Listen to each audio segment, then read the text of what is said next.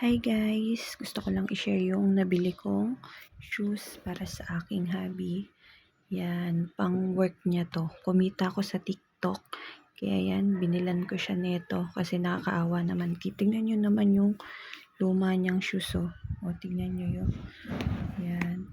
Ito worth 700 plus. Ito worth 400 plus. Ako yung bumibili ng mga shoes niya kasi nga yung sahod niya is saktong-sakto lang naman para sa pang araw-araw namin. Kaya pagka kumikita ko, ayan, binibilan ko siya. Tapos, ayan, kita nyo, medyo mataas pala to, no? Sana magustuhan niya kahit na ganyan na mas mataas siya. Pero as in, grabe yun. Sobrang gaan nito. May ikwan pa sa loob yan. Pero hamak gaan niya compare dito.